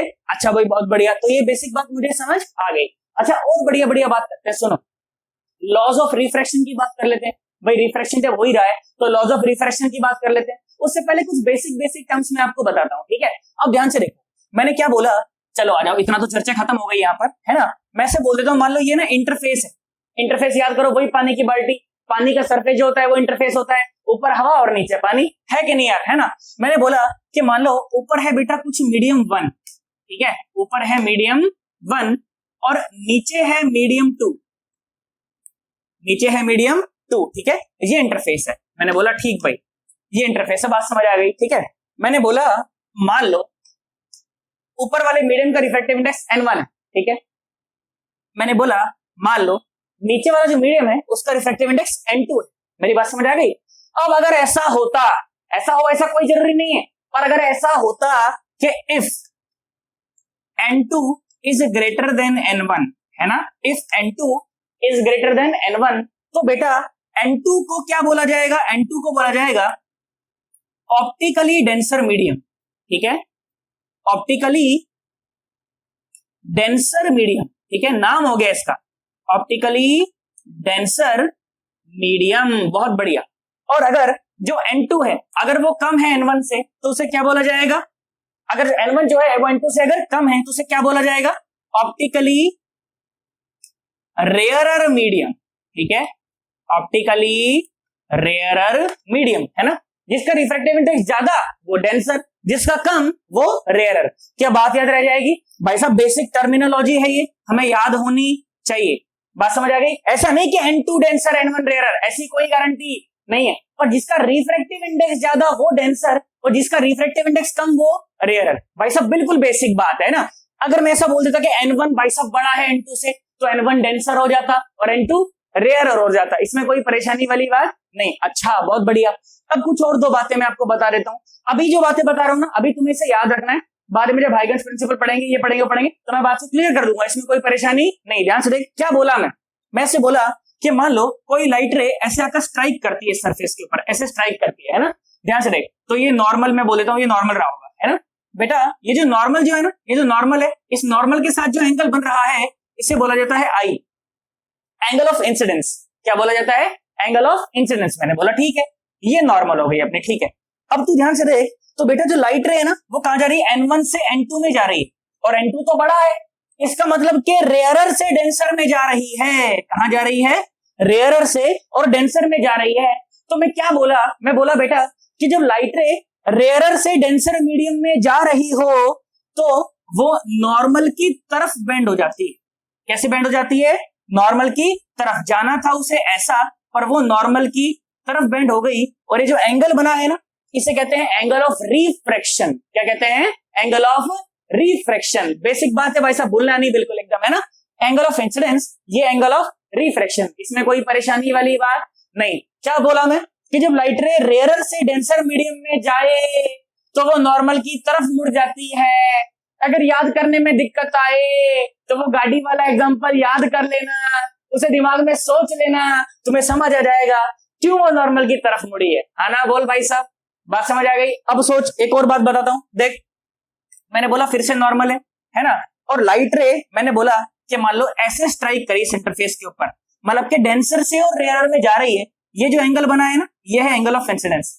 क्या मैं बोला कि जब लाइट रे डेंसर से रेयरर मीडियम में जाती है तो नॉर्मल से दूर की तरफ मुड़ जाती है ना, नॉर्मल से दूर की तरफ मुड़ जाती है। रे को जाना था ऐसा पर घूम गई ऐसा। आई होप तुम्हें मेरी बात समझ आ गई होगी, परेशानी तो नहीं हुई कोई। जब रेयरर से डेंसर में जाए तो नॉर्मल की तरफ मुड़ जाती है, टुवर्ड्स द नॉर्मल बेंड कर जाती है ना, और जब डेंसर से रेयरर में जाए तो away from the normal bend कर जाती है। नॉर्मल सी बात एकदम, ठीक है। अगर हमें ये बात समझ आ गई, अगर हमें समझ आ गया कि रेयरर मीडियम क्या होता है, अगर हमें समझ आ गया डेंसर मीडियम क्या होता है, जिसका रिफ्रैक्टिव इंडेक्स ज्यादा वो डेंसर, जिसका रिफ्रैक्टिव इंडेक्स कम वो रेयरर। नॉर्मल बात एकदम, है ना, ज्यादा परेशान नहीं होना उसमें। और जब रेयरर से डेंसर जाए तो नॉर्मल की तरफ, जब डेंसर से रेयरर जाए तो नॉर्मल से दूर की तरफ। एक फालतू सा एग्जांपल लेके मैं तुम्हें समझाता हूं। देखो, जैसे तुम कभी दिल्ली के मेट्रो में ट्रैवल किया हो या मुंबई का जो लोकल ट्रेन होता है उसमें ट्रैवल किया हो, जब तुम स्टेशन पर खड़े रहते हो ना, स्टेशन पर कैसे होते हैं, आदमी दूर दूर होते हैं, लोग दूर दूर होते हैं, तुम क्या मस्त चौड़े होके खड़े होते हो ना, ये भाई साहब। और जैसे ही वो जो मेट्रो आती है ना, राजीव चौक पे देखा ना कैसे मेट्रो आती है, भाई साहब, अरे भाई साहब दिमाग खराब रहता है ना। या फिर तुम लोकल ट्रेन में जैसे घुसते हो ना, भाई साहब तुम्हारी हालत ना, आदमी सिकुड़ सिकुड़ के ऐसे ही कर देते, बिल्कुल ऐसे ये सिकुड़ जाते हो तुम लोग, है ना, सिकुड़े नहीं करते, और जब वापस बाहर उतरते हो वापस फैल जाते हो, है कि नहीं है यार। जब रेयरर से डेंसर मीडियम में गए तो सिकुड़ गए भाई साहब, ऐसे पास आ गए, बिल्कुल रे से पास आ गए, बिल्कुल नॉर्मल के, याद रह जाएगा इससे, और कोई परेशानी वाली बात नहीं इसके अंदर, है ना। और जब डेंसर से रेयरर में गए, मतलब जब वापस ट्रेन से नीचे स्टेशन पर उतरे वापस से, हाँ भाई साहब, हाँ ना बोल यार, बात समझ आई कि नहीं आई। जब रेयरर से डेंसर में अंदर घुसे तो सिकुड़ गए, नॉर्मल की तरफ आ गए, हाँ ना बोल दे। और जब वापस ट्रेन से उतरे तो फिर फैल गए, है ना, देखो रे फिर फैल गई, इसमें कोई परेशानी वाली बात नहीं। आई होप बात समझ आ गई होगी ना, याद रह जाएगी कि नहीं याद रह जाएगी यार? अब याद रह जाएगी, मुझे पता है यार इस बात का, है ना। चल एक काम कर, अब इसका मस्त एकदम स्क्रीनशॉट ले, उसके बाद मैं तुम्हें वो ब्रह्मास्त्र देता हूं, उसके बाद फिर हम लोग सवाल करेंगे सीधा का सीधा, ठीक है। चलो इसका स्क्रीनशॉट लो, फिर मैं चर्चा को और आगे यहाँ खड़ा जाता हूँ, है ना, फिर मैं चर्चा को और आगे बढ़ाता हूँ। आ जाओ बेटा, अब उस मेन चर्चा के ऊपर आते हैं जिससे हमारे क्वेश्चन बनने हैं, ठीक है। अगर ये नहीं होगा तो क्वेश्चन बनने वाले नहीं है, ठीक है। अब मेरी बात सुन, देख ध्यान से देख, बहुत अच्छा लगेगा तुझे। लॉज ऑफ रिफ्रैक्शन, ठीक है, देखो सुनो, laws of refraction, okay, laws of refraction. चलो आ जाओ देख लेते हैं, लॉज ऑफ रिफ्रैक्शन को देख लेते हैं। कुछ नया नहीं है, बिल्कुल बेसिक बातें भाई साहब, बहुत सारी बातें तुम जानते हो, कुछ चीजें मैं नहीं बताऊंगा। सुनो, मैंने बोला कि मान लो बेटा यहाँ पर रिफ्रैक्टिव इंडेक्स n1 है और इस मीडियम का जो रिफ्रैक्टिव इंडेक्स है वो n2 है, ठीक है। और मैंने बोला मान लो ये नॉर्मल है, ठीक है, और लाइट रे इस तरह से ऐसे आती है, ठीक है, कुछ एंगल बनाकर ऐसे गिरी इसके ऊपर, और मैंने बोला अपने पास से भटक गई और कुछ एंगल बनाकर यहाँ पर ऐसे निकल गई। बात समझ आ गई ना? देख ध्यान से देख, तो असलियत में रे को जाना था ऐसा पर ऐसे घूम गई, जितना घूमती है ना इसे बोलते हैं एंगल ऑफ डेविएशन डेल्टा। क्या बोलते हैं? एंगल ऑफ डेविएशन, ठीक है। ये सब बातें मैंने रिफ्लेक्शन में भी आपको बताई थी, क्योंकि जब लाइट रे मिरर के ऊपर स्ट्राइक करती है तो स्ट्राइक कर करके कहीं और निकल जाती है, तो अपने पास से भटक जाती है। अगर नहीं देख कर आए वो वीडियो तो ऊपर लिंक दे दूंगा, भाई सब जेई एडवांस लेवल तक की चर्चा कराई थी, बहुत सारी शॉर्ट ट्रिक्स तुम्हें बताई थी, है ना, देख कर आना उसे, बहुत अच्छा लगेगा तुम्हें, ठीक है। अब मेरी बात सुनो जरा ध्यान से देखो, तो भाई क्या हुआ, कुछ एंगल बनाकर गिरी सरफेस के ऊपर, किसके साथ एंगल बनाया है? नॉर्मल के साथ, ठीक है, और कुछ एंगल बनाकर वापस ऐसे निकल गई। मैंने कहा ठीक है, हालांकि ये डायग्राम देखकर तुम बता सकते हो कि N2 जो है वो डेंसर है और N1 जो है वो रेयरर है, पर सच बताऊं बेटा मुझे इस बात से कोई फर्क ही नहीं पड़ता, कौन सा रेयरर है कौन सा डेंसर है, उस बात से मुझे तंबूरा कोई फर्क नहीं पड़ता। अच्छा, बहुत बढ़िया। तो क्या होता है सर, लॉ ऑफ रिफ्रैक्शन क्या होता है कि भाई एंगल ऑफ इंसिडेंस क्या बोलते हैं, इंसिडेंट रे, नॉर्मल और refracted ray they lie in the same plane, है ना। ये क्या है, इंसिडेंट रे, ये क्या है, नॉर्मल, ये क्या है, रिफ्रैक्टेड रे। इसे लेबल कर लेना आराम से, नोट्स बनाने अच्छे भाई साहब। क्या लिखोगे इसे लिखोगे आप लोग क्या, incident ray, okay, incident ray, okay, बहुत बढ़िया। और ये क्या है, दिस इज द नॉर्मल, बच्चे से बोलते हैं नॉर्मल रे। अबे नॉर्मल रे थोड़ी होती, डायरेक्शन है ये, है ना। कौन सी डायरेक्शन है, डायरेक्शन परपेंडिकुलर टू सरफेस। कौन सी डायरेक्शन है, direction perpendicular to the surface, okay. तो ये हो गई अपनी नॉर्मल, नॉर्मल रे मत बोल देना इसको, ठीक है। और ये क्या है, दिस इज द रिफ्रैक्टेड रे, दिस इज द रिफ्रैक्टेड रे। हालांकि ये डायग्राम देखकर जैसे कि मैंने बोला, तुम लोग बता सकते हो कि कौन सा रेयर है कौन सा डेंसर, क्यों, क्योंकि नॉर्मल की तरफ मुड़ी है, तो तुम बता सकते हो कि N2 डेंसर है और N1 रेयर है, और इस बात से मुझे कोई फर्क पड़ने वाला नहीं है।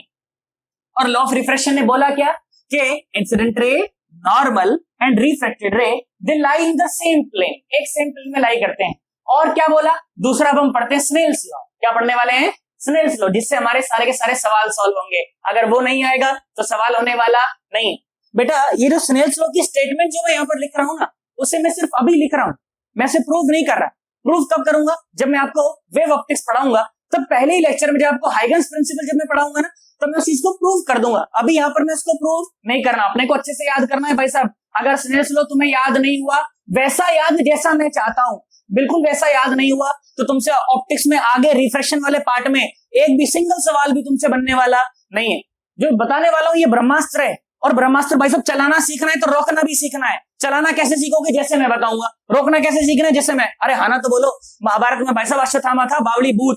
अरे हाना बोलो, जिसे ब्रह्मास्त्र चलाना तो आता था पर रोकना नहीं आता था। भाई साहब तुम्हें चलाना पूर्ण संपूर्ण ज्ञान लेना है तुम्हें उसका, जैसे मैं कहूं बिल्कुल वैसा। क्या मेरी बात समझ आ गई, है ना। अश्वत्थामा ने अधूरा ज्ञान लिया था भाई साहब, अधूरा ज्ञान का उसको फल भुगतना पड़ा, पर अपने को अधूरा ज्ञान लेना नहीं है भाई साहब, पूरा ज्ञान लेना है। क्या मेरी बात समझ आ गई, अपने को अश्वत्थामा नहीं बनना है, अपने को बनना क्या है, अर्जुन। क्या मेरी बात समझ आ गई, पूरा ज्ञान लेना है भाई साहब। अश्वत्थामा को ब्रह्मास्त्र का संपूर्ण ज्ञान नहीं था, अर्जुन को था, तो अर्जुन को फायदा मिला।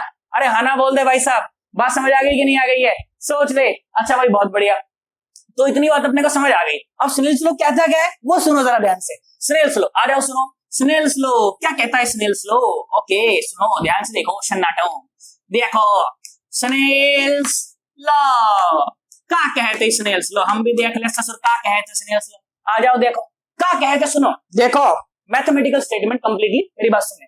देख N1 इंटू साइन आई, ठीक है, N1 into sine i is equal to, देख N2 इंटू साइन आर, बस N2 into sine are. Sir ये क्या ब्रह्मास्त्र हुआ सर, क्या मतलब फालतू में से भूमिका बांध रहे थे क्या, N1 sine i is equal to N2 sine r. अबे तो गधेड़े को भी याद रह जाता है, पर इससे तेरा काम होने वाला नहीं। अभी तो तू अश्वत्थामा बना है, अर्जुन नहीं बना। अर्जुन बनाता हूं, देख सुन ध्यान से देख भाई साहब। N1 क्या है, इंग्लिश मीडियम वाले बच्चे, मैं स्टेटमेंट को इंग्लिश में भी रिपीट करूंगा, तब आप लोग इसे नोट कीजिएगा। क्या है N1 क्या है, ये उस मीडियम का रिफ्रैक्टिव इंडेक्स है, उस मीडियम का रिफ्रैक्टिव इंडेक्स है, रिफ्रैक्टिव इंडेक्स है जहां से रे जा रही है, जहां से रे जा रही है। अच्छा भाई, जहां से रे जा रही है, तो एरो देख, N1 से जा रही है, कहां जा रही है, N2 में जा रही है। N1 से जा रही है, N2 में जा रही है ना, बोल दे, है ना, ध्यान से देख। उसी प्रकार से N2 क्या है, ये उस मीडियम का रिफ्रैक्टिव इंडेक्स है, ये उस मीडियम का रिफ्रैक्टिव इंडेक्स है जहां रे जा रही है। अच्छा, जहां रे जा रही है, इसमें कोनो परेशानी वाला बात नहीं है। अंग्रेजी वालों हो, इंग्लिश मीडियम वालों, अंग्रेजों सुनो मेरी बात ध्यान से। क्या बोला मैं, N1 is the refractive index of that medium from which the ray is going। हाँ ना बोलो सन्नाटा, क्या बोला मैं ऐसे बोला क्या, कि N1 is the refractive index of that medium from which the ray is going, है ना, जहां से रे जा रही है। and N2 is the refractive index of that medium in which the ray is going, है ना।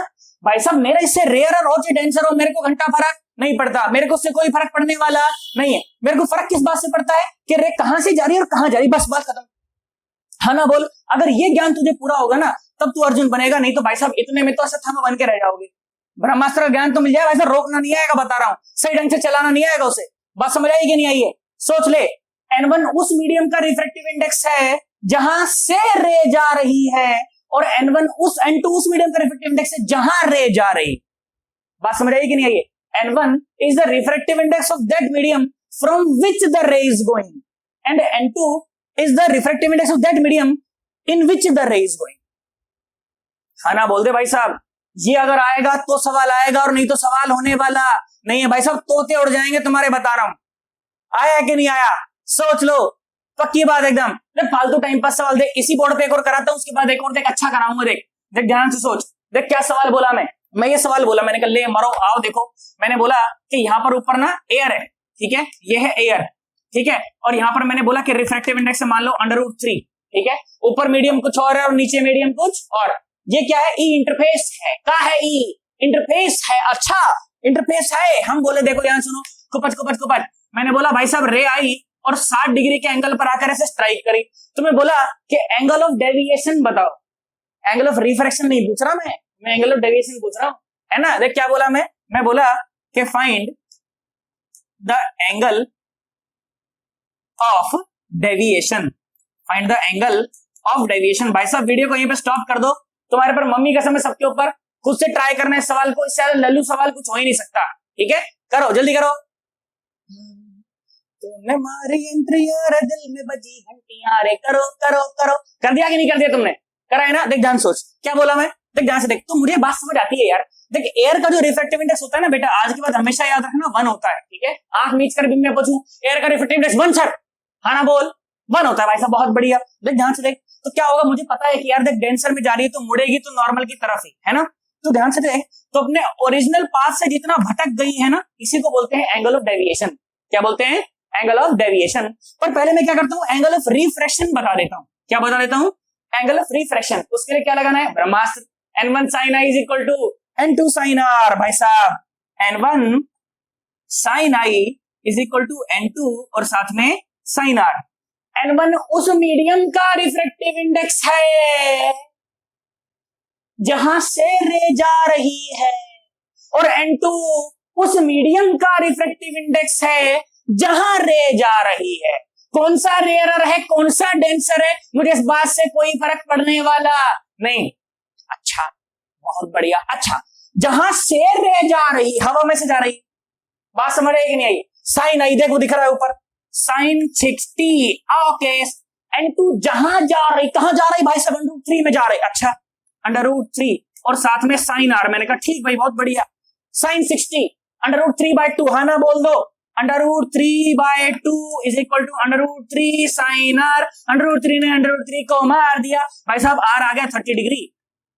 आर आ गया 30 डिग्री। साइन आर 1/2 ना, आर कितना आ गया 30 डिग्री। अच्छा आर आ गया 30 डिग्री। अच्छा सर बात समझ आई सर। मतलब ये वाला जो एंगल है ये 30 डिग्री है। पूरा एंगल कितना है? पूरा एंगल तो 60 ही है। ये अगर एंगल 60 है तो ये भी तो 60 है यार। 60 में से ये 30, तो रे कितना घूमी, रे कितना घूमी, रे भी घूमी देख 30। 60 - 30 तो 30 ही आएगा। हमारे गांव में तो 30 ही होता है भाई साहब, तुम्हारे गांव का मुझे नहीं पता। Delta is equal to 60 degree minus 30 degree is equal to 30 degree clockwise सन्नाटो। इसमें कौन परेशानी वाला बात नहीं है, है ना बोलो। आया कि नहीं आया यार? सवाल का लेवल उठा दूंगा मैं, ऐसा फालतू टाइम पास सवाल नहीं कराऊंगा। कराने को मैं और करा सकता था भाई साहब, यहाँ 1 ले लिया, √2 ले लेता नहीं ले लेता यार। क्या लिखता? N1 sin I is equal to N2 sin R √2 आता है यहाँ पर। मेरी बात समझ आई कि नहीं आई? पक्की बात। इस एंगल को 45 ले लेता ऊपर, यहाँ पर क्या रहता? 1/√2 सामने 2 आता, फिर से नीचे 30 डिग्री आ जाता, हाँ ना बोल। रे घूम जाती 15 डिग्री। इसमें कोई परेशानी वाली बात नहीं। करवा देता हूँ, रुको एक बार, रुको इसको एक बार स्क्रीनशॉट लो, उसके बाद एक और ऐसा सवाल कराऊंगा, फिर अच्छा कराऊंगा एक सीधा, ठीक है। चलो इसको नोट करो, फिर मैं चर्चा को आगे बढ़ाता हूँ। लो आ जाओ सुनो, एक बिल्कुल वैसा ही सवाल तुमसे करा देता हूं, उसके बाद फिर एक अच्छा करेंगे, ठीक है। अच्छा सुनो जरा ध्यान से देखो, तो क्या सवाल तुम्हें बोला गया? बिल्कुल भाई साहब एकदम मम्मी का समय तुम्हारे पर खुद से ट्राई करना और नीचे कमेंट बॉक्स में आंसर लिख देना, ठीक है। मैं समझ जाऊंगा भाई साहब मेरा पढ़ाना एकदम सफल हो गया, है ना। देख ध्यान से देख, मैं क्या बोला? मैं बोला कि मान लो ये इंटरफेस है। इंटरफेस मतलब वही पानी का सरफेस, नीचे पानी ऊपर, अरे हवा, हना बोला सन्नाटो पानी की बाल्टी, अच्छा बहुत बढ़िया। मैंने बोला ऊपर हवा है और नीचे भाई साहब √2 रिफ्रैक्टिव इंडेक्स है, ई है हमारा नॉर्मल खूब।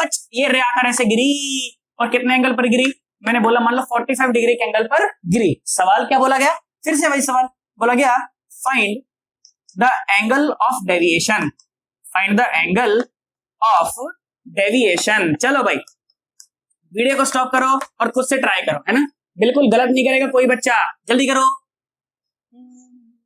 साड़ी के हुआ तुमसे, कर दिया ना। अच्छा देख ध्यान से देख, आ जाओ, देखो होगा क्या ना, होगा क्या कि रे ऐसे मुड़ जाएगी, थोड़ा सा ऐसे मुड़ जाएगी, रे को जाना था ऐसा और मुड़ गई ऐसे, तो ये डेल्टा जो होगा ना, ये डेल्टा ही मुझे बताना है। पर उसके लिए पहले मुझे क्या बताना पड़ेगा, एंगल ऑफ रिफ्रैक्शन मुझे पता होना पड़ेगा। उसके लिए क्या करना है, बोलो बोलो बोलो, ब्रह्मास्त्र भाई साहब, स्नेल्स लॉ, है ना, क्या n1 sin i is equal to n2 साथ में sin r। n1 उस मीडियम का रिफ्रैक्टिव इंडेक्स है जहां से रे जा रही है ना, बोल, जहां से रे जा रही, कहां से जा रही, हवा में से जा रही, साथ में sin i sin 45, बहुत बढ़िया भाई साहब, है ना, इज इक्वल टू n2 जहां जा रही, कहां जा रही, √2 में जा रही है। ओके ये कितना आया, ये आया 1/√2 is equal to √2 sin r, sin r भाई साहब 1/2, तो r आ गया 30 डिग्री। ये जो r हमारा आ गया है 30 डिग्री आ गया है, पूरा 45 है, उसमें से ये 30 है, तो भाई साहब रे कितना घूमी, रे घूमी भाई साहब आपका 15 डिग्री क्लॉकवाइज, इसमें कोई परेशानी वाली बात नहीं। बेसिक सवाल, अच्छा सवाल, प्यारा सवाल, सुंदर सवाल भाई साहब, नन्ना मुन्ना शानदार सा सवाल, आया कि नहीं आया। अब एक और करते देख, अच्छा लगेगा, तो बढ़िया सवाल करते देख, सुन देख मेरी बात, सुन देख देख भाई साहब, अच्छा लगेगा। देखो क्या बोला मैं बोला मान लो ई हमार कांच का गोला बा, मैंने कहा अच्छा भैया ई का है, ये कांच का गोला है, मैंने कहा ठीक है भाई साहब समझ गए हम, ये कांच का गोला है, अच्छा कांच का गोला थोड़ा अच्छा बना लेता हूँ, है ना, कांच का गोला भाई साहब थोड़ा अच्छा बनाते हैं, मैंने कहा अच्छा, तो ई हमार कांच का गोला है, कांच का गोला हम अच्छा बनाएंगे।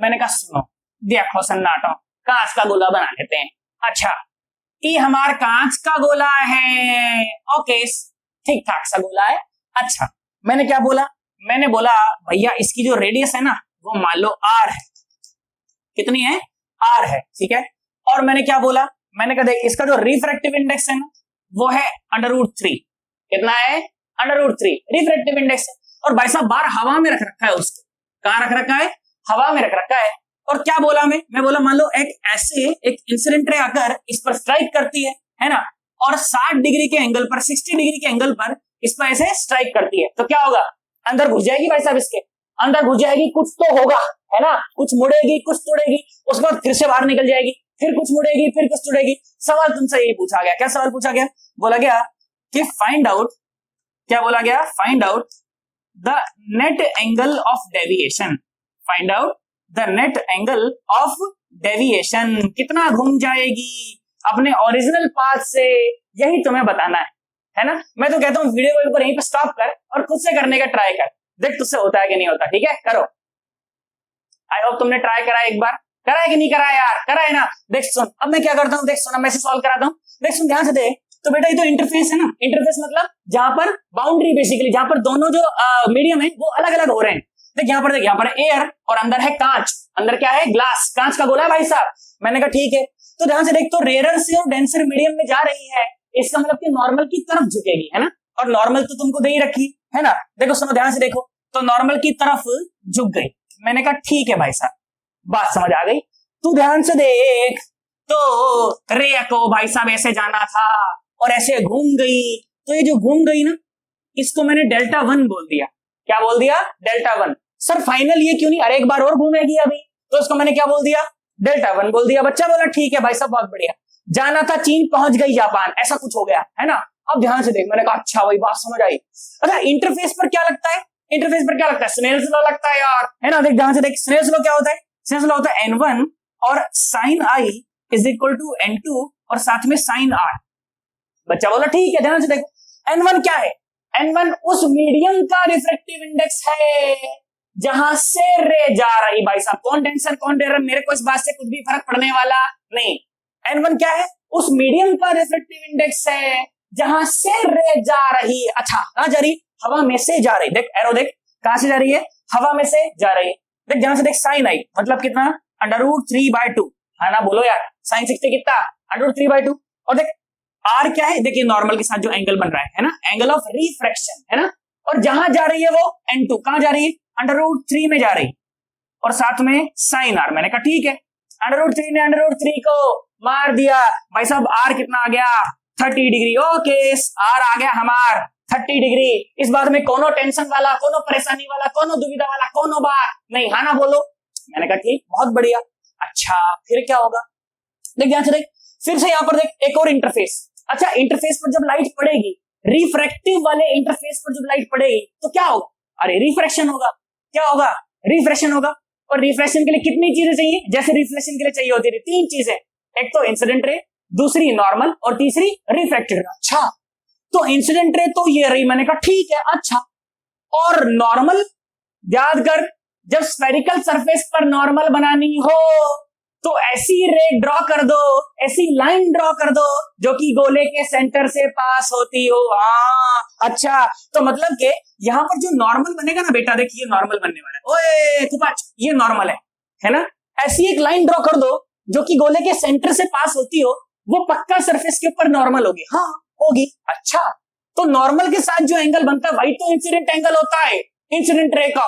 हाँ तू ध्यान से देख, तो बेटा जो आर निकाला ना तूने, कितना निकाला, 30 डिग्री निकाला। मैंने कहा ठीक है। अब ध्यान से देख, तो ये ट्राइंगल जैसा बन रहा है ना, इस ट्राइंगल में तू ध्यान से देख, ये भी आर है और ये भी आर है। तो जब दोनों साइड्स ट्राइंगल की बराबर हो गई, बेसिकली ये 30 डिग्री है तो ये भी 30 डिग्री, इसमें कोई परेशानी वाली बात नहीं। अच्छा और जब डेंसर से रेयर मीडियम में जब रे जाती है तो नॉर्मल से दूर की तरफ मुड़ जाती है, इसमें कोई परेशानी वाली बात नहीं। अच्छा ध्यान से देख, ध्यान से देख, तो रे को फिर से जाना था जापान और पहुंच गई चीन। भाई साहब ये फिर से घूम गई, इसको मैंने ΔH बोल दिया। क्या बोल दिया, ΔH बोल दिया। ये था ΔH और ये था ΔH, मिलके जो बनेगा वो नेट एंगल ऑफ डेविएशन। बाद में देखेंगे इसको कितना आ रहा है। तो ध्यान से देख, तो यहाँ पर फिर से क्या हुआ, रिफ्रैक्शन हुआ। अब रिफ्रैक्शन हुआ तो क्या लगा सकता हूँ, स्नेल्स लॉ तो लगा सकता हूँ कि नहीं लगा सकता, हाँ यार स्नेल्स लॉ तो लगा सकते हैं, है ना, ताकि मुझे ये पूरा एंगल पता चल जाए, ताकि मुझे ये पूरा एंगल पता चल जाए कि भाई साहब ये जो एंगल ऑफ इमरजेंस है, एंगल ऑफ इमरजेंस बोल देते हैं, जिस एंगल से रे बाहर निकलती है उसे क्या बोल देते हैं, एंगल ऑफ इमरजेंस बोल देते हैं, ताकि वो मुझे पता चल जाए। तो आ जाओ सुनो, फिर से स्नेल्स लॉ लगाते हैं बाउंड्री पर सन्नाटो। क्या होता है वो, N1 sin I is equal to N2 और साथ में sin R। ठीक है बहुत बढ़िया। N1 क्या है, N1 उस मीडियम का रिफ्रैक्टिव इंडेक्स है जहां से रे जा रही है। अच्छा कहां से जा रही, गोले में से जा रही भाई साहब, और गोले का रिफ्रैक्टिव इंडेक्स कितना है, √3। अच्छा और sin I कितना 30, तो कितना हो गया 1/2 और साथ में N2 उस मीडियम का रिफ्रैक्टिव इंडेक्स है जहां रे जा रही है, हवा में जा रही भाई साहब, तो कितना आया 1 और साथ में sin R। तो R कितना आ गया, R आ गया भाई साहब 60 डिग्री। कितना आ गया 60 डिग्री। इसका मतलब ध्यान से देख बेटा, तो ये जो पूरा एंगल है ना, ये जो येलो से मैंने दिखाया है ये 60 डिग्री है ना, ध्यान से देख ये 60 डिग्री, उसमें से ये इतना 30 डिग्री, तो ΔH कितना आ गया 30 डिग्री। और कैसा, क्लॉकवाइज। मैंने बोला ठीक है बहुत बढ़िया। फिर से देख मेरी बात सुन ध्यान से देख, ये 60 डिग्री और पूरा एंगल ये भी 60 डिग्री, उसमें से R 30 डिग्री, तो ΔH भी कितना 30 डिग्री, और ये भी कैसा क्लॉकवाइज, क्योंकि नीचे की तरफ ले घूमी, तो ये भी कैसा क्लॉकवाइज है ना। तो जो नेट एंगल ऑफ डेविएशन आया डेल्टा नेट, वो क्या आ गया, वो आ गया ΔH1 प्लस ΔH2, मतलब के 30 डिग्री और प्लस 30 डिग्री, आंसर कितना आ गया भाई साहब 60 डिग्री क्लॉकवाइज। अब इसे 60 डिग्री क्लॉकवाइज बोल दो, अगर ऑप्शन में मैच ना कर रहा हो तो 300 डिग्री एंटी क्लॉकवाइज बोल दो। अरे बात तो एक ही है यार, है ना। तो या तो 60 डिग्री क्लॉकवाइज बोल के निपटा दो, या फिर भाई साहब 300 डिग्री एंटी क्लॉकवाइज बोल के निपटा दो, इसमें कोई परेशानी वाली बात नहीं है भाई साहब। ये हो गया भाई अच्छा सवाल, ब्रह्मास्त्र नहीं आएगा, बार बार बोल रहा हूं, तो भाई साहब मजा आने वाला नहीं है। और हमने अश्वत्थामा नहीं बन रहा, बार बार बोल रहा हूं, हमने बनना है अर्जुन। हमने क्या बनना है, अर्जुन। भाई साहब ब्रह्मास्त्र अगर आता है तो उसका पूरा ज्ञान होना चाहिए, गधेड़े की तरह नहीं भाई साहब, अश्वत्थामा की तरह नहीं भाई साहब। ब्रह्मास्त्र का अधूरा ज्ञान लिया, सब परेशान, पूरा ज्ञान लेना है, तुम भी खुश भाई साहब, सारे खुश, है ना, बोल दे, पक्की बात एकदम। सोच ले, N1 उस मीडियम का रिफ्रैक्टिव इंडेक्स है जहां से रे जा रही है, N2 उस मीडियम का रिफ्रैक्टिव इंडेक्स है जहां रे जा रही है। रेयर डेंसर से मेरा कोई लेना देना नहीं। बोल बात समझ आई कि नहीं आई? आई होप मेरी बात समझ आ गई होगी। भाई साहब ध्यान से देखो, यहाँ पे एक रेड बटन दिख रहा होगा तुम्हें, अगर फोन में देख रहे हो तो, और लैपटॉप में देख रहे हो तो कहीं यहाँ दिख रहा होगा। ये जो रेड बटन है ना, मुझे नहीं पता भाई साहब, इसके ऊपर जूता मारो फेंक के, चप्पल मारो, घूसा मारो, मुझे नहीं पता भाई साहब, हिट हो जाना चाहिए। आया कि नहीं आया यार? और अगर समझ आया बेटा तो नीचे कमेंट करके जरूर बताना कि कैसा समझ आया, साथ साथ बताना मैं कैसा लग रहा हूँ। अच्छा पक्की बात एकदम भाई साहब, वीडियो को लाइक जरूर करना है और चैनल को अगर सब्सक्राइब नहीं किया अभी तक तो सब्सक्राइब जरूर करना है, बेल आइकन को प्रेस कर देना ताकि जैसी वीडियो डालूं फटाक से नोटिफिकेशन चला जाए। आराम बोल दे, अपने दोस्तों के साथ इन वीडियो को शेयर जरूर करना बेटा, ताकि आपके दोस्त भी बहुत बड़े ढंग से पढ़ाई कर पाए। ठीक है, अगली वीडियो में मिलते हैं, बहुत जबरदस्त बात करेंगे। क्या करेंगे अगली वीडियो में? हम लोग पढ़ेंगे अपर एंड डेप्थ वाली बात करेंगे यार। अपर एंड डेप्थ पता है कि नहीं पता यार? कि मछली है कहीं दिखाई कहीं देती है, चील है कहीं दिखाई कहीं देती है, मजा आएगा। सिक्का है कहीं दिखाई कहीं देता है। नदी भाई साहब तुमने बड़े बुजुर्गों के मुझसे सुना होगा कि नदी जितनी गहरी होती है उससे, जितनी गहरी दिखाई देती है उससे असल में कहीं ज्यादा गहरी होती है। सुना है कि नहीं सुना? वो सारी बातें करूंगा अगली वीडियो में। ठीक है, तब तक के लिए बाय बाय, टाटा।